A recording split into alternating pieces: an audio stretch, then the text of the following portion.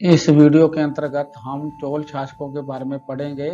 चोल शासकों जो एक दक्षिणी भारत में तमिलनाडु में महत्वपूर्ण शासक रहे हैं, उनके बारे में हम पढ़ेंगे। सबसे पहले मैं आप मैप के माध्यम से बता दूं कहाँ से। ये कराकोर मंडल है दक्षिणी भारत का, और जहाँ ये तमिलनाडु राज्य है और ये केरल राज्य है। इस तमिलनाडु राज्य के अंदर जहाँ कावेरी और पन्नार नदियों के मध्य में एक चोर मंडल था, जहाँ चोल शासक शासन करते थे, और जहाँ नीचे पांड्या थे और जहाँ ऊपर पल्लव थे। इनके शासन जो इनकी तीसरी शताब्दी से लेकर 9वीं शताब्दी तक इनका शासन, पहले तीसरी शताब्दी में उभरते हैं, फिर जो पल्लवों के शासक सामंत बन जाते हैं, फिर 9वीं शताब्दी में फिर उभरते हैं। इनकी जानकारी कहाँ से प्राप्त होती है? सबसे पहले इनके स्रोत क्या हैं? पाणिनि अष्टाध्यायी जो संस्कृत की महत्वपूर्ण व्याकरण है, उससे हमें इसकी जानकारी मिलती है।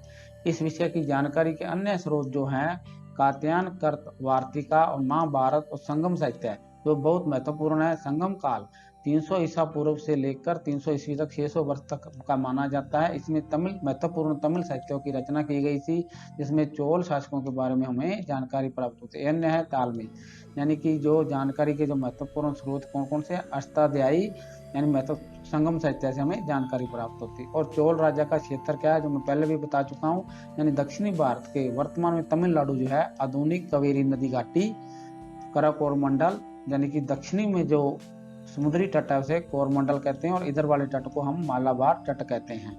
तिरुचिरापल्ली तंजौर तक विस्तृत था। साक्ष्यों के आधार पर माना जाता है कि इनकी पहले राजधानी उत्तरी मन्नूर थी। कालांतर में उर्जूर और तंजावुर चोलों की राजधानी बनी थी। आगे भी आप अंत तक वीडियो में बने रहें। स्लाइडों के और मैप के माध्यम से बड़ी अच्छी तरह से समझाया गया है। चोलों का जो शासकीय चिन्ह था वो एक बाघ था, यानी ये चित्र में था बाघ उनका शासकीय चिन्ह था। प्रमुख शासक थे उरुपरहरे इलन जे चेती। चोल राजवंशों का प्रथम शासक था। संभवतः तीसरी शताब्दी में उसने अपनी राजधानी उरेजूर स्थापित की थी, जो मैप के माध्यम से दिखाया गया है। इसमें चोल वंश, ये चोल वंश है, ये पांड्य है, और जहाँ पल्लव का शासन था, ये राष्ट्रकूट थे, ये चालुक्य थे। और जहाँ मैंने पूर्व की स्लाइड की बात थी, इसमें भी कराकोर मंडल है, जहाँ चोलों का शासन जहाँ था, जहाँ पांडवों का था, जहाँ पल्लवों का था। अब इसमें आपस में संघर्ष चलता है, जो लंबी समय तक 9वीं शताब्दी में फिर जो उभरते हैं, और 9वीं शताब्दी में इनके राजा राज होते हैं, जहाँ उनका श्रीलंका तक शासन फैलता है। इसमें हम विस्तार से आगे की स्लाइडों में पढ़ेंगे। अब अंत तक वीडियो में बने रहिए। मेरे YouTube चैनल को आप जरूर सब्सक्राइब करें, लाइक करें, और अंत तक इसमें बने रहें। चोल शासक महत्वपूर्ण कौन कौन से चोल शासक हैं, इनकी जानकारी हमें सबसे पहले तीसरी शताब्दी में संगम साहित्य से प्राप्त होती है। उस समय का शासक करिकाल था, जो हमें संगम साहित्य से महत्वपूर्ण, जो उनका 3 उनकी बैठकें होती हैं, जो आगे विस्तार से पढ़ेंगे। इन तीनों बैठकों में से करिकाल का जो चोल वंश के थे, उनके बारे में विस्तृत वर्णन किया गया है। 8वीं शताब्दी में इनकी कोई जानकारी प्राप्त होती, क्योंकि उस समय ये पल्लवों के सामंत थे। 9वीं शताब्दी के पूर्वार्ध में चोल शासकों की जानकारी हमें प्राप्त होती है। और चोल शासकों के महत्वपूर्ण जो बातें हमारी प्रतियोगी परीक्षा में, बोर्ड परीक्षा में पूछी जाती हैं, वो उपलब्धियां व उपाधियां। इनकी कौन कौन सी उपलब्धियां थी और कौन कौन सी उपाधियां थी, वो आगे हम विस्तृत रूप से चर्चा करेंगे। यानी कि अब हम दोबारा फिर देख लेते हैं। ये दक्षिण भारत के वर्तमान में तमिलनाडु में पन्नार नदी, यानी कि ये पन्नार नदी दिखाई गई है, ये है कावेरी नदी। पन्नार और कावेरी नदी के बीच का जो क्षेत्र है, इसे ही हम चोल मंडलम कहते हैं। ये चोल मंडलम है, यानी कि चोल मंडलम है, दो नदियों के बीच का क्षेत्र, जहाँ ही चोल का शासन था, और जहाँ पल्लवों का शासन था, जहाँ पांड्यों का, जहाँ चेरों का शासन था, जो वर्तमान में केरला में है, और जहाँ ये श्रीलंका है।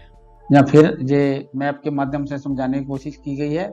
ये कृष्णा नदी है, और जहाँ इसके अंदर तुंगभद्रा नदी आकर मिल जाती है। ये पानेर नदी है, ये दूसरी अन्य नदी है, ये कावेरी नदी है।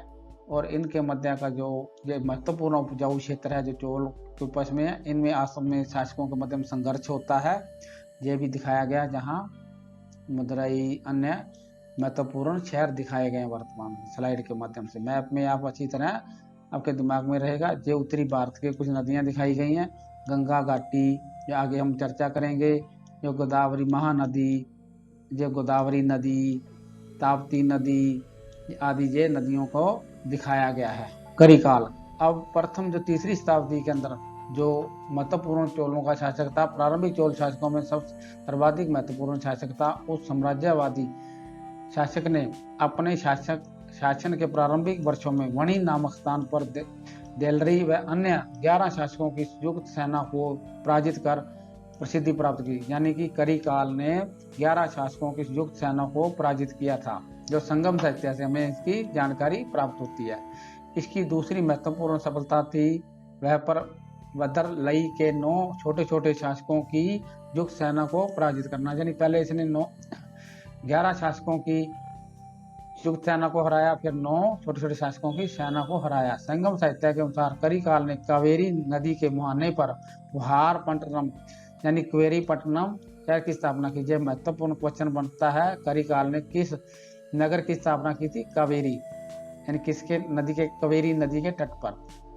शक्तिशाली नौ सेना के रखने वाला करिकाल, यानी कि जल के अंदर जो शक्तिशाली था, क्योंकि इसके तीनों ओर नदियां और समुद्र के तट से, इधर बंगाल की खाड़ी, इधर अरब सागर। करिकाल शायद संगम युग का सबसे महान पराक्रमी शासक था।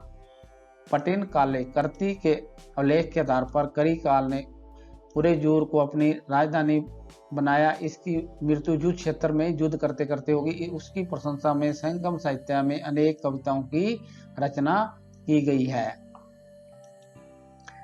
ईसा की 3री शताब्दी से लेकर 9वीं शताब्दी तक चोलों का इतिहास अंधेरे में था। शायद उस समय जो पल्लवों के सामंत रहे होंगे।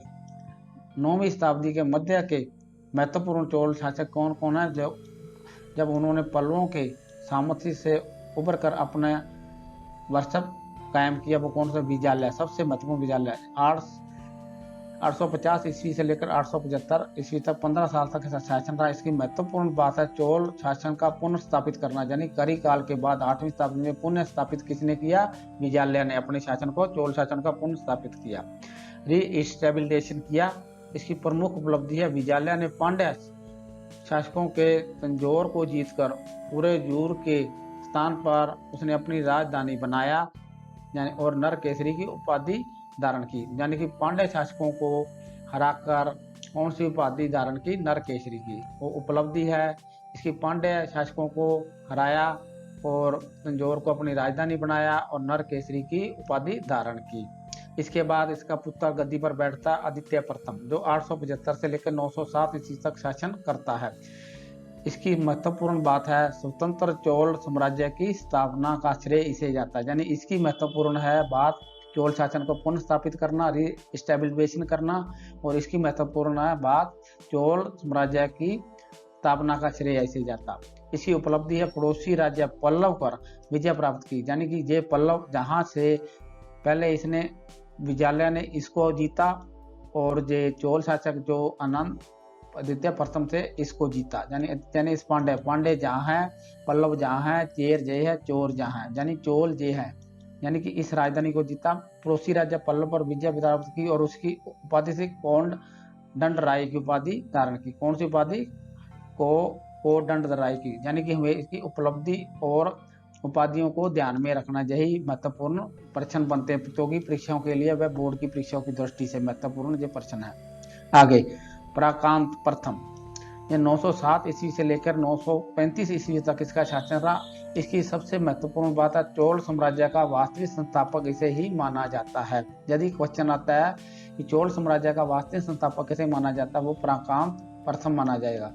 पांड्यों की राजधानी मथुरा पर अधिकार किया, इसकी प्रथम उपलब्धि है। यानी कि ये पल्लव दिखाए हुए जहां उसने अपने पिता की तरह पांड्यों की राजधानी मथुरा पर इसने अधिकार किया। और कौन सी उपाधि धारण की? मुद्रे कोंड, यानी कि ये कोंड शब्द का अर्थ होता है टेकन, छीन लेने वाला। यानी कि उनसे पल्लवों से उनकी राजधानी छीन ली गई। अब अन्य शासक आता है राजराज प्रथम, 985 से लेकर 1014 ईस्वी तक। ये बहुत महत्वपूर्ण है। इसने श्रीलंका तक शासन किया, इसके बारे में विस्तृत से पढ़ेंगे। इसकी नौसेना बहुत महत्वपूर्ण थी।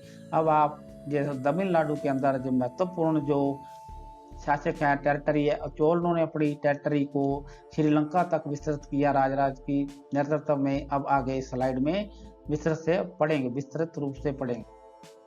अब हमारी पाठ्य पुस्तक के अनुसार क्या जो कक्षा 12 की पाठ्य पुस्तक भारत का इतिहास, उसके अंतर्गत क्या दिया हुआ है उसका हम अध्ययन करते हैं। चोलों के विषय में प्रथम जानकारी पारणिकर अष्टाध्यायी से मिलती है, जो हमारी पाठ्य पुस्तक के अनुसार। इस विषय में जानकारी के अन्य स्रोत हैं कात्यायन कर्तवात्य, जो मैं पूर्व की स्लाइड में भी बता चुका हूँ।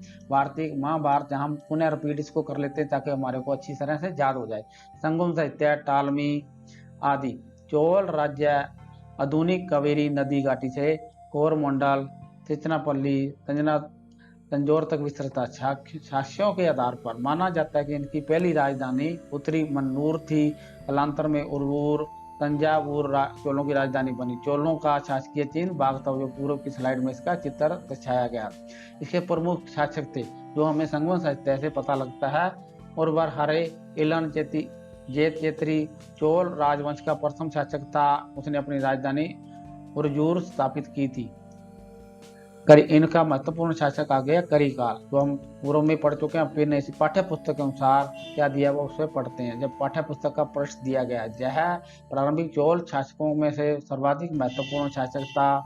इस साम्राज्यवादी शासक ने अपने शासन के प्रारंभिक वर्षों में मणि नामक स्थान पर वेलरी तथा अन्य 11 शासकों को युक्त सेना को पराजित किया। पहले 11 शासकों को उसने पराजित किया, फिर उसने 9 शासकों की सेना ने पराजित किया।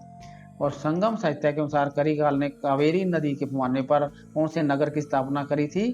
कावेरी पट्टनम नगर की स्थापना की। इसके पास शक्तिशाली नौसेना थी, जिसके बल पर उसने विशाल साम्राज्य की स्थापना की। सबसे महान और पराक्रमी शासक था। पट्टिकाले कृति के उल्लेख पर जो एक संगम साहित्य में लिखी गई पुस्तक का नाम है, उसके आधार पर जो माना जाता है कि एक पराक्रमी शासक था। पट्टिकाले कृति के उल्लेख के आधार पर ही ये माना जाता है कि इसने करिकाल ने उर्जूर को अपनी राजधानी बनाया। इसकी मृत्यु युद्ध क्षेत्र में हुई थी। इसकी प्रशंसा में संगम साहित्य ने अनेक कविताओं की रचना की।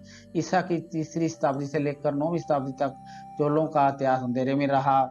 9वीं शताब्दी के मध्य में ही चोल नरेश अपने सामंतवाद से उभरे द्वारा पल्लवों के अवशेषों पर जो पल्लव उस समय कमजोर हो चुके थे, उनके अवशेषों पर चोल शक्ति का पुनरुद्धार किया। सबसे पहले विजयनगर ने जो उनके उत्तर में स्थित पल्लव शासक थे, उनसे अपना सामंतवाद से उदय करके उन्होंने समयों का शासन स्थापित किया। जय चोल राजवंश की 9वीं शताब्दी से लेकर 12वीं शताब्दी तक विद्यमान रहा, यानी 300 साल तक इन्होंने राज किया। चोल साम्राज्य के उत्थान में भिन्न भिन्न शासकों की महत्वपूर्ण योगदान रहा, वो हम आगे पढ़ेंगे। विजयालय जो पूर्व में चर्चा कर चुके हैं, इनकी उपलब्धियां और उपाधियां क्या है, फिर हम चर्चा कर लेते हैं। 9वीं शताब्दी के मध्य में से लेकर 850 से चोल शक्ति का पुनरुत्थान विजयालय द्वारा किया गया, यानी कि शक्ति को पुनरुत्थान करना, पुनर्जीवित करना, रीस्टेबिलिट किया गया। विजयालय ने साम्राज्य को द्वितीय संस्थापक भी माना जाता है। विजयालय ने पांड्य शासकों से तंजौर को सीना और उरेजूर के स्थान पर इसे अपने राज्य की राजधानी बनाया, यानी कि पहले उनकी उरेजूर राजधानी थी, अब उनकी तंजौर राजधानी होगी, जो पांड्य से उन्होंने छीने थी। पांड्यों की राजधानी तंजौर छीनकर उन्हें खुद की राजधानी किसने बनाया? विजयालय ने। अब आदित्य प्रथम, विजयालय का पुत्र एवं उत्तराधिकारी आदित्य प्रथम लगभग 875 ईस्वी से लेकर चोल राज सिंहासन पर बैठा। आदित्य प्रथम ने अपनी साम्राज्य विस्तारवादी महत्वाकांक्षा के वशीभूत होकर पल्लव नरेश को पराजित किया, यानी जो पल्लव नरेश था अपराजित को हराया और उसकी हत्या कर दी। इस तरह पल्लव राज्य का चोलों का अधिकार हो गया, यानी दक्षिण में जो श्रीलंका, जो वर्तमान तमिलनाडु के लास्ट वाला था, उस पर उन्होंने पहले पांड्यों को हराया और पल्लवों को जीत गया, यानी अपने राज्य का विस्तार कर लिया। पल्लवों के अतिरिक्त उसने पांड्यों एवं कलिंग उड़ीसा देश के राज्यों को, यानी कलिंग वर्तमान में उड़ीसा को माना जाता है, के राज्यों को भी पराजित किया। आदित्य प्रथम के पश्चात प्राकांत प्रथम 907 ईस्वी को पराजित किया। आदित्य प्रथम के पश्चात प्राकांत प्रथम 907 ईस्वी से लेकर 935 ईस्वी तक शासक बना। पांड्य नरेश राज सिंह द्वितीय को परास्त कर पांड्या की राजधानी मदुरा को अधिकार कर लिया और मधुर कौंडे की उपाधि धारण की। मैंने पहले ही बता चुका हूँ, मधुर कौंडे का अर्थ टेकन, किसी से छीन लेना, यानी पांडवों से उनकी राजधानी उन्होंने मदुरा छीन ली थी और उपाधि धारण की थी मधुर कौंडे की। प्राकांत प्रथम के पश्चात अरिर वलीवर्मन, अथवा उसका मूल नाम था राजराज, जो प्रथम है, यानी कि राजराज का एक नाम ओलीवर्मन भी आता है। राजराज प्रथम प्रसिद्ध चोल शासक हुआ। इस राजराज के बारे में हम विस्तृत से पढ़ेंगे, क्योंकि यह श्रीलंका तक इसने अधिकार किया था, टेरिटरी। और राज प्रथम 985 से लेकर 1014 ईस्वी तक राजराज प्रथम ने शासन किया। 30 वर्ष तक चोल साम्राज्य के सर्वाधिक गौरवशाली वर्ष थे, यानी कि सबसे महत्वपूर्ण जो राजा है वो राजराज प्रथम है।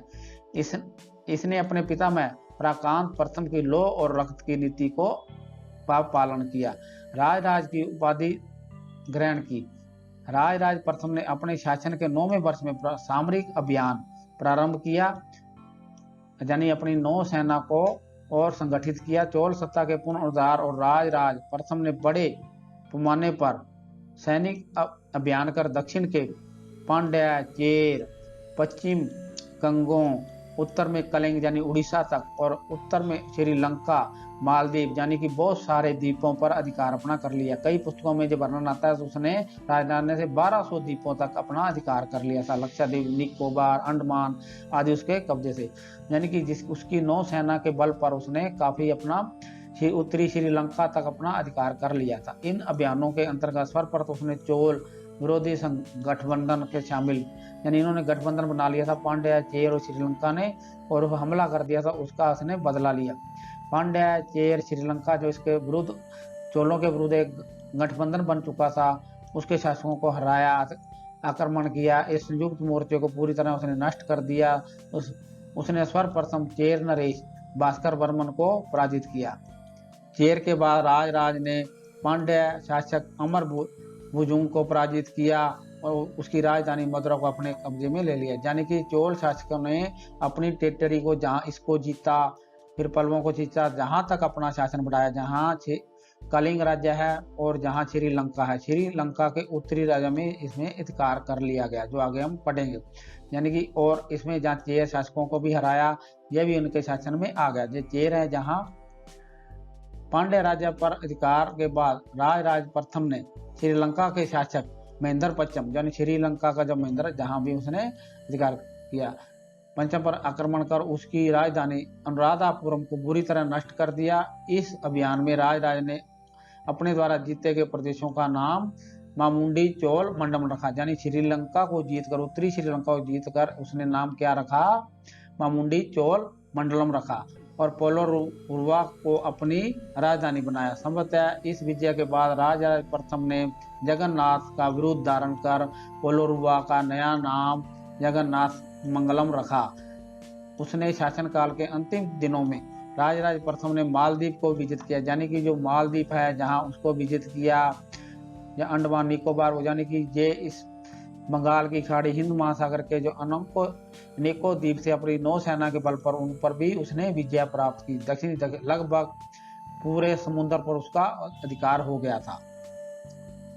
प्रशासनिक सुधारों में भी राजराज ने भूमि का सर्वेक्षण कराया और स्थानीय सब शासन, यानी कि जो चोल शासक सबसे माने जाते हैं, स्थानीय प्रशासन के लिए महत्वपूर्ण माने जाते हैं, जिसकी हम आगे फिर अगले वीडियो में विस्तृत से चर्चा करेंगे।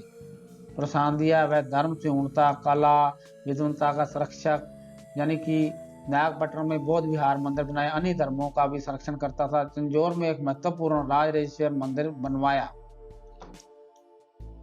राजेंद्र प्रथम, राजराज के बाद उसकी गद्दी पर जो राजेंद्र प्रथम बैठा 1014 से लेकर 1044 ईस्वी तक, राजराज प्रथम का पुत्र और उत्तराधिकारी राजेंद्र प्रथम लगभग 1014 ईस्वी में चोल राज सिंहासन पर बैठा। राजेंद्र अपने पिता के समान ही योग्य शासक था। उसकी उपलब्धियों के बारे में सही जानकारी तिरुवाल औडू व करीदाई अभिलेखों से प्राप्त होती है। उसने विजय अभियान के प्रारंभ में इसने दक्षिणी चालुक्यों, पांड्यों, चेरों को पराजित किया। इसके बाद 1017 ईस्वी में सिंगल द्वीप यानी श्रीलंका पर अपने पिता के समान उस पर भी उसने विरुद्ध अभियान छेड़ा, पूरी लंका को उसने जीत लिया।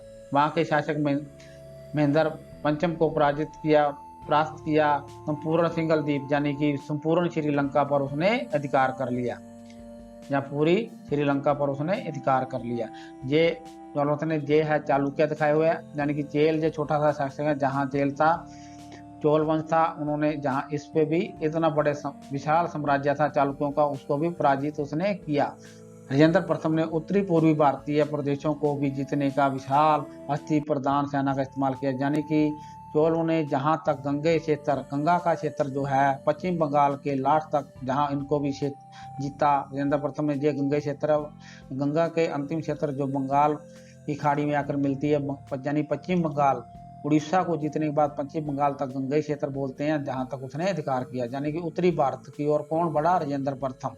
राजेंद्र प्रथम के सामरिक अभियानों में सेना ने उत्तरी भारत के बंगाल के गंगई क्षेत्र पर विजय अभियान किया। कलिंग में, यानी जो उड़ीसा वर्तमान में, चोल शासकों ने पूर्वी गंग शासक मधु का मारवे को पराजित किया। पूर्वी भारत में बंगाल के पाल शासक महीपाल को पराजित किया, यानी कि पूर्वी बंगाल के जहाँ पाल शासक थे उसको पराजित किया, यानी कि जहां तक उन्होंने शासन किया। इस मैप के अंदर हम देखते हैं तो जहां तक ये पहुंच चुके थे बंगाल तक।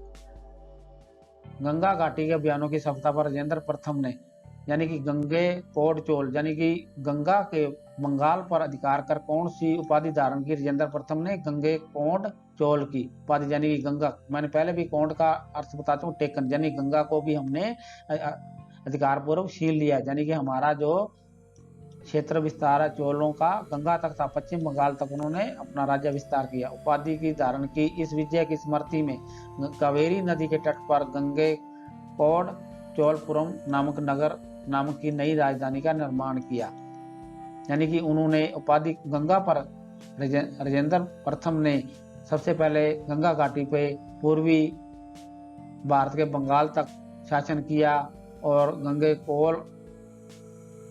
गंगे कोट चोलों की उपाधि धारण की और नए नगर की स्थापना की कावेरी नदी के तट पर गंगे कोट चोलपुरम, और उसमें मंदिर बनवाए, तालाब बनकर आदि का निर्माण किया। उनकी सिंचाई हेतु कोल कंगम नामक एक बड़े तालाब का भी निर्माण करवाया, यानी कि इसमें जो महत्वपूर्ण राजेंद्र प्रथम ने जो कार्य है वो पूर्वी यानी उत्तरी भारत की विजय माना जाता है। बंगाल तक इसने विजय की और उसके उपलक्ष्य में उसने एक नगर की स्थापना की और बड़े तालाब का निर्माण कराया, जो परीक्षा की दृष्टि से बहुत महत्वपूर्ण है। राजेंद्र प्रथम ने श्री विजय शैलेंद्र नामक विजयोत्तुंग वर्मन को भी पराजित किया। जावा, सुमात्रा, मलाया, प्रायद्वीप आदि पर भी अधिकार किया, यानी अपने पिता राजराज प्रथम के भांति भी राजेंद्र प्रथम में भी कई द्वीपों पर अधिकार किया। राजेंद्र प्रथम ने चालुक्यों से दक्षिण प्रदेश छीने, चेरों की सत्ता समाप्त की। उसकी नौसेना ने सिंगल द्वीप यानी कि श्रीलंका जो है के द्वीप, बंगाल की खाड़ी पार कर जावा, सुमात्रा, मालदीव, प्रायद्वीप पर विजय प्राप्त कर विस्तृत चोल साम्राज्य की स्थापना की। यानी ये बहुत महत्वपूर्ण प्रश्न बनता है कि कौन से चोल शासक ने जो जावा, सुमात्रा, मालदीव, मलयद्वीप और श्रीलंका को विजय किया? राजेंद्र प्रथम कला, साहित्य, शिक्षा का संरक्षक था। उसने एक वैदिक महाविद्यालय की भी स्थापना की थी। ये बहुत महत्वपूर्ण प्रश्न बनता है। उसने चीन से संस्कृति व व्यापारी संबंध भी स्थापित की, यानी कि अपने चीन में भी उसने एक दूत को भेजा था। अब राजधिराज प्रथम 1044 से लेकर 1052 ईस्वी तक राजेंद्र प्रथम का शासन रहा। इसका पुत्र राजधिराज प्रथम 144 ईस्वी में चोल राजगद्दी पर बैठा। उसने तत्कालीन चालुक्य नरेश सोमेश्वर को पराजित किया। यानी कि ये हम मैप के माध्यम से समझने की कोशिश करें तो उसने जो चालुक्य नरेश था, जो चालुक्य था, इस पर विजय प्राप्त की अपने पिता की भांति। पिता ने भी हराया, कुछ बचे खुचे चालुक्यों को भी उसने सोमेश्वर को हराया। चालुक्य की राजधानी कल्याणी पर अधिकार कर लिया। इस विजय के उपलक्ष्य में राजधिराज ने विजय राजेंद्र की उपाधि धारण की।